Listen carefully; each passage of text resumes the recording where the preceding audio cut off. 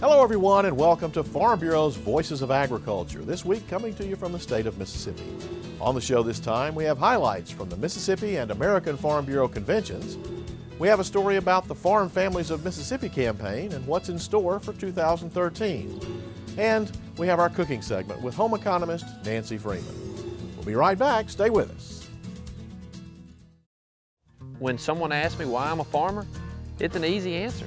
I love the land.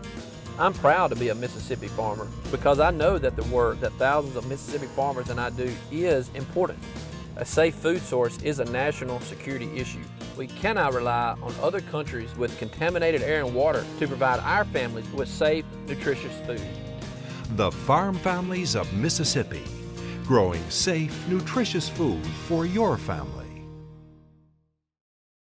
Nearly 650 Mississippi Farm Bureau members representing the state's 82 county farm bureaus took part in the three-day annual convention where, in addition to the election of officers and directors, the delegates adopted policy to guide the organization's efforts during 2013. Randy Knight, a dairy farmer from Pelahatchie, Mississippi, was re-elected to his second term as president of the state's largest general ag organization. President Knight said Farm Bureau had a very successful year in 2012 in all areas of interest, but particularly in the legislative session. To me, a big one was defeating the immigration bill. That bill had some issues in it that, we just didn't necessarily agree with. It was going to get rid of our legal workforce on the farm. To me, that was a big issue for Farm Bureau because so many of our members depend on that labor to get their crops out of the field. Animal rights groups have made it clear that they intend to pursue legislation in 2013 to curtail farmers' ability to raise their animals according to best management practices. So many people don't understand what we're doing on the farm today, and that's an ongoing job that we have to do a better job of is educating the public about what we do on the farm and how we take care of our animals, and we're doing the right thing. So, I think that's an ongoing battle we'll have with that group for a while yet. Governor Phil Bryant gave the keynote address to the assembled delegates. He thanked Farm Bureau for their work in the legislature and emphasized the importance of agriculture to Mississippi. I was so very proud to see that the agriculture industry in Mississippi is responsible for $7.2 billion worth of income. Imagine that, $7.2 billion. And each year the legislature has about a 5.6, this year a $5.8 billion budget for the entire state of Mississippi. Agriculture produces so much of that. We continue to believe that the agriculture industry in the state of Mississippi adds so many jobs, about 29%. Think of that. Nearly 30% of the state's workforce is directly and indirectly involved in agriculture. The market outlook for grains and livestock in 2013 was addressed by American Farm Bureau Deputy Chief Economist John Anderson. Well, the grain market's really been kind of what's driving things in the commodity world, certainly since this summer with the drought affecting corn and soybean production, primarily corn production. And what we've got mainly as a consequence of the drought is a very tight supply situation for grains. That will continue to be the case as we go through this marketing year. Both corn and soybean supplies both will be at historically low levels. Certainly high grain prices have made feed prices high. In addition, the direct effects of the drought on forage availability has been tough for the cattle sector to deal with, both beef and dairy. We have seen a reduction in meat production and we'll be looking at further reductions in meat production as we go into 2013. And really one of the few years over the last 15 or 20 that we will have, I think, pork, beef, and poultry production, all three declining some in 2013. Again, I think if we take a longer view, we'll see that turn a little bit. By the end of the year, if corn production looks like it's coming on pretty strong for 2013, we may see the broiler industry begin to get back into expansion mode. There were quite a few awards and contests at the convention. Lewis Breaux of Hancock County received the organization's highest honor, the Distinguished Service Award. Mr. Breaux moved to Mississippi in 1956 and immediately became involved with the local Farm Bureau as vice president. He began serving on the state board of directors in 1971 and has served continuously ever since. In the 1970s and 80s, Mr. Breaux served on the growth and building committees, and he also headed the very popular Farm Bureau Gumbo Festival in Washington, D.C. for many years. The Excellence in Leadership Award went to Jan Holly of Itawamba County. Jan and her family operate an agritourism business on their farm. She serves as the County Women's Program Chair and was also one of the first women across the country to participate in the AFBF Communications Boot Camp, designed to teach people how to effectively tell the farmer's story in the media. She's a member of the Master Gardener Group and the Mississippi Fruit and Vegetable Association. Veteran entertainer and wildlife conservation advocate Paul Ott received the Ag Ambassador Award. This award recognizes individuals who have gone beyond their normal range of activities in promoting Mississippi agriculture. The singer, songwriter, and storyteller has spent his life traveling the state, the nation, and the world, promoting wildlife conservation and giving others a glimpse of the lifestyle and values that have sustained farmers for centuries. His popular radio and TV show, Listen to the Eagle, celebrates its 20th anniversary in 2013 and is a testament to his enduring popularity. The Friend of Agriculture Award in the Mississippi Senate was presented to Senator Billy Hudson of Hattiesburg. Senator Hudson is chairman of the Senate Agriculture Committee and has worked hard with Farm Bureau on many issues, including animal cruelty laws, immigration reform, and agritourism.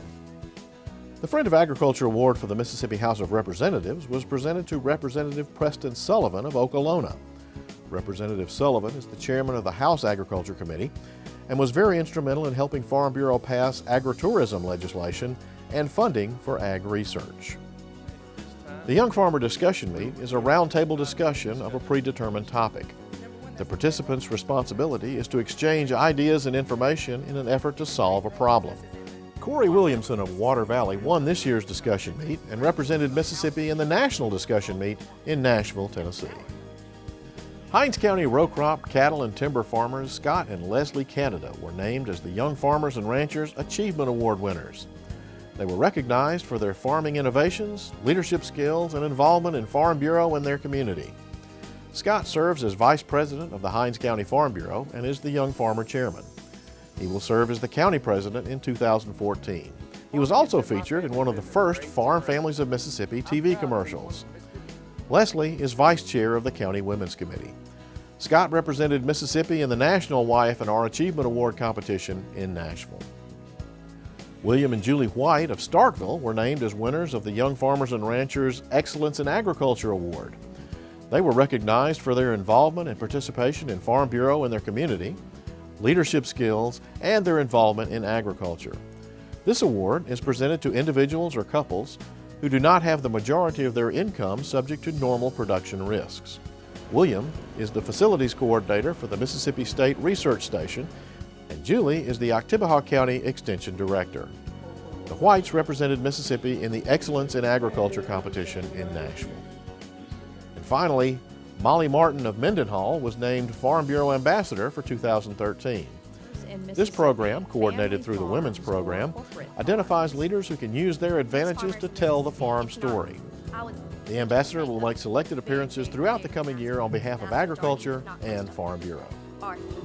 We'll have much more on this edition of Voices of Agriculture right after this timeout. Stay with us. Mississippi Farm Bureau's PR campaign for agriculture is entering its 4th year in 2013.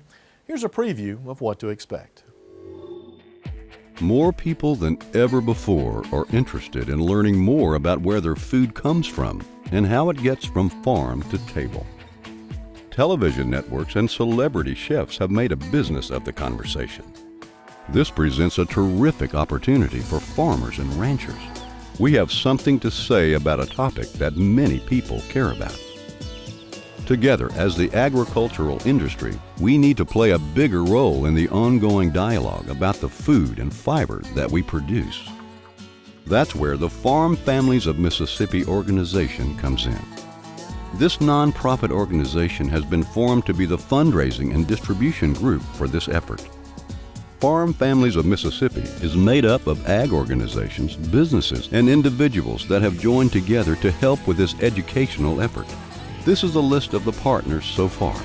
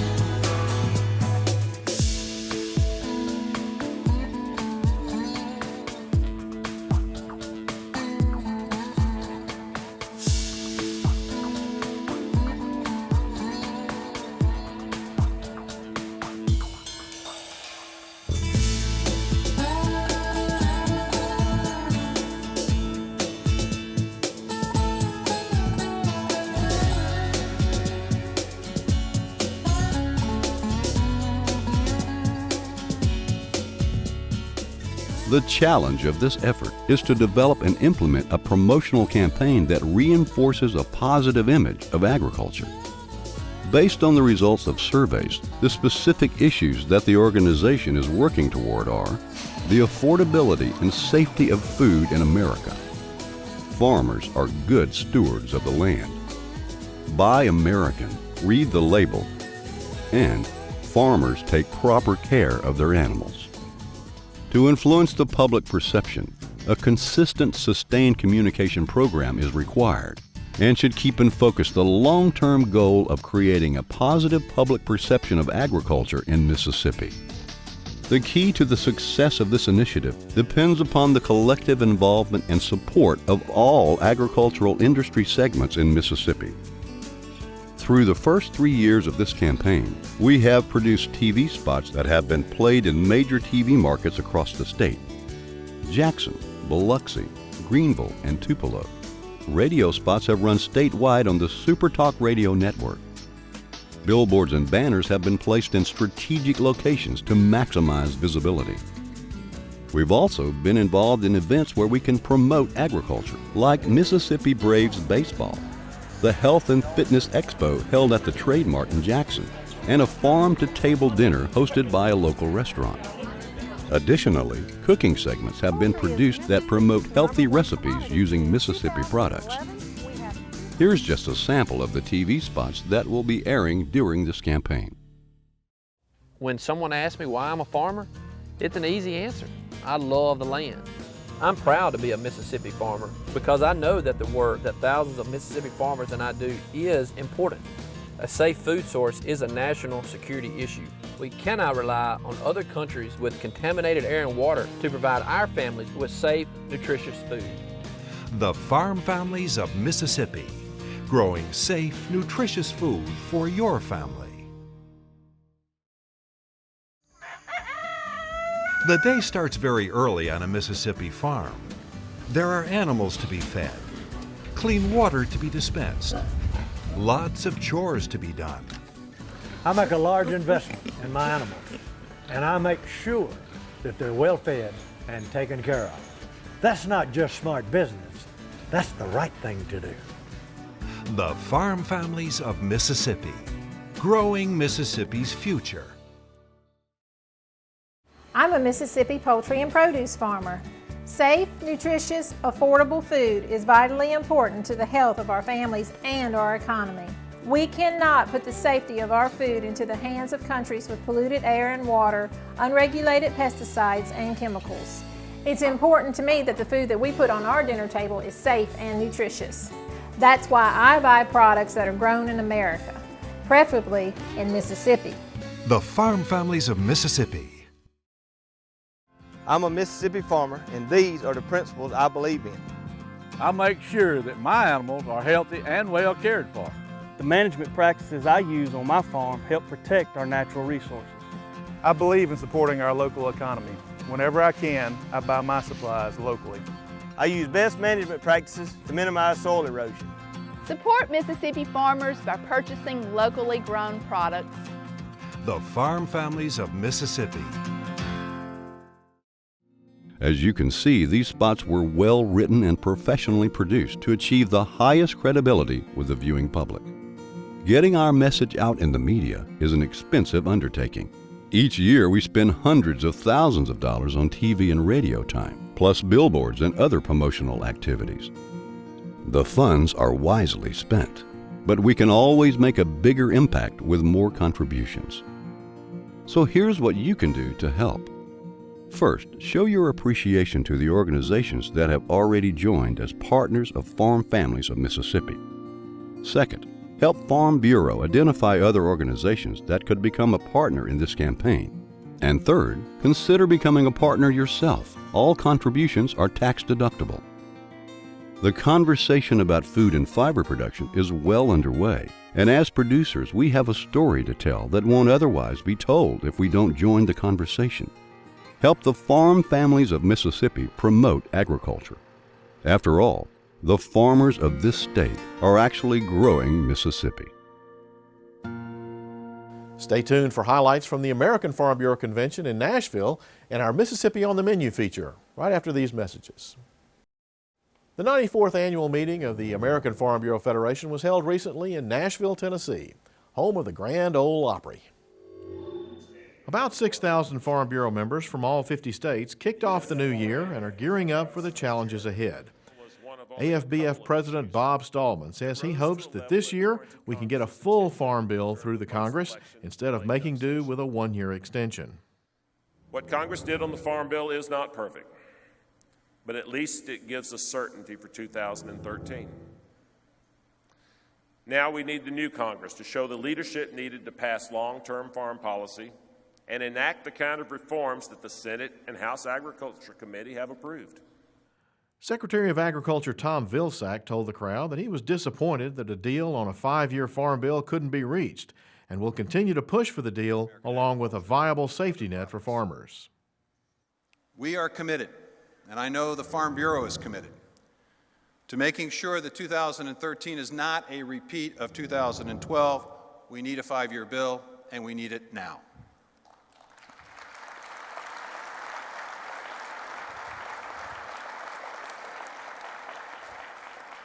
That 5-year bill must start with the commitment that we all agree is necessary, which is that we have a strong safety net built on a strong and viable crop insurance program, a safety net that is defensible and understandable, and one that provides the help and assistance not just to crop producers but also livestock and dairy producers. We feel like at the Farm Bureau of Mississippi that it needs to reflect, the policy that we have in our book, and those policies are that that the current Farm Bill is a good one. It's a good bill, and we would like to see those provisions extended into permanent law. Mississippi was well represented at the meeting with nearly 200 members attending. The State Farm Bureau was honored with 5 awards of excellence in public relations and communications, member services, education and outreach, leadership development, and policy development and implementation.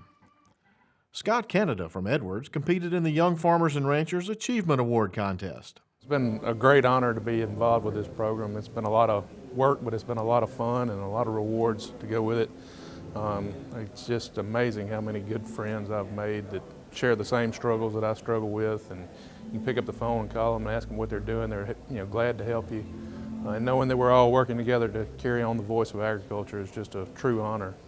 And this reward has been very gracious for all the work that I have put into this program, but like I said, the benefits of the program itself were enough reward without this.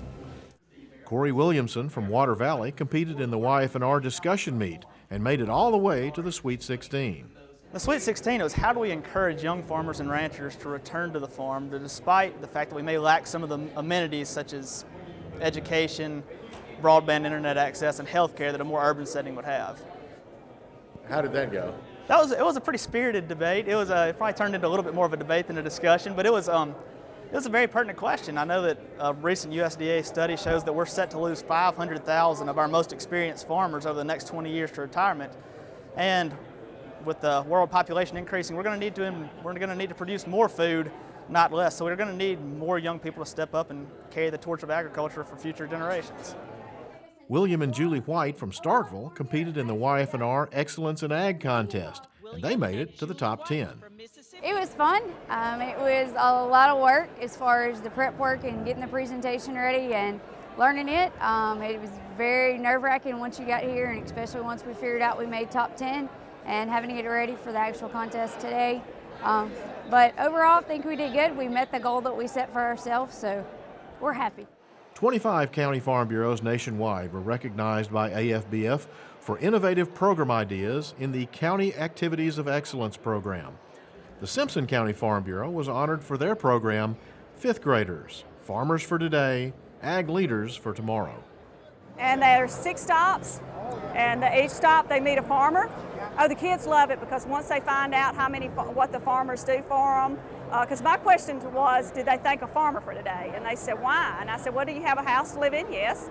I said, okay, was there a bed? Yes. Did you have sheets on that bed? Yes. I said, okay. What about clothes? Do you have clothes on? And yes.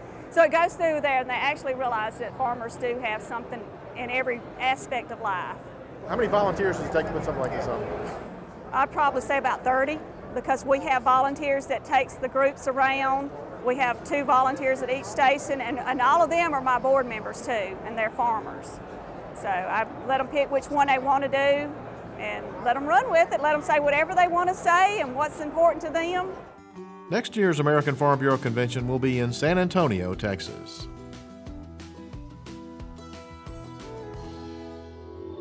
It's time for our Mississippi on the Menu segment with Home Economist Nancy Freeman.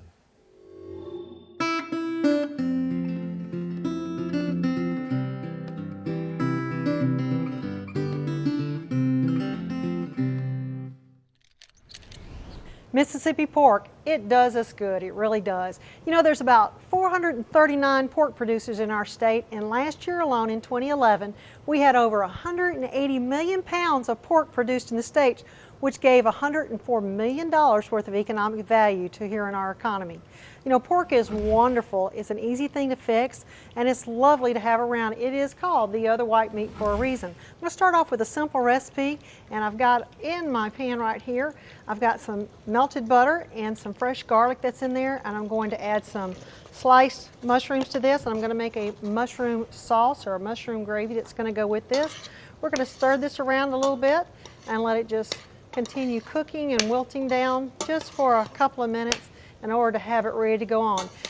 You can adjust the butter that's in this particular recipe depending on what your fat consciousness is, because I have to tell you that pork is a very, very lean type of meat, and it is very good for the calorie conscience. I've got a lovely pork tenderloin, and I'm going to put a little salt and pepper in there and rub it around on it. And I'm going to add it a little bit on this side as well, and just kind of doing a rub across it. A lot of times people are afraid of cooking a piece of meat. Maybe we're used to doing sausage or ham or pork chops, but a pork tenderloin is a very quick and easy thing to make. Very simple. It's a nice lean piece of meat, very good to work with. So you want to be sure to have that. Now all we have to do to this is take our mushrooms that we've been sauteing down and bringing them down a little bit in our butter, and to this I'm going to add a tablespoon of balsamic vinegar, which is going to give it a really nice bite to our particular sauce that we're putting on top. You can hear that sizzle up just a little bit. We're going to stir this around, and then I'm going to place this over the top of our pork tenderloin, because you want to be sure that you get some of these mushrooms up on top as it's baking. Gives it a nice flavor. Just stirring it around there, and you want to put it a little bit around in the pan. This is going to bake in an oven at about 400 degrees, and we're going to cook it for about 25 to 30 minutes. The new USDA standards say that you can do pork in a medium rare as long as it's temperature checked at 145 degrees with a meat thermometer. So really quick and easy to do. Check out our finished product here, and it is going to be a delicious meal that you can serve for your family. Check us out at our website at growingmississippi.org to find out what other farm families in Mississippi are doing for your table at home. And that's all the time we have for this edition of Voices of Agriculture. We hope you've enjoyed the show and will be with us again next time. For all of us here at the Mississippi Farm Bureau, thanks for watching.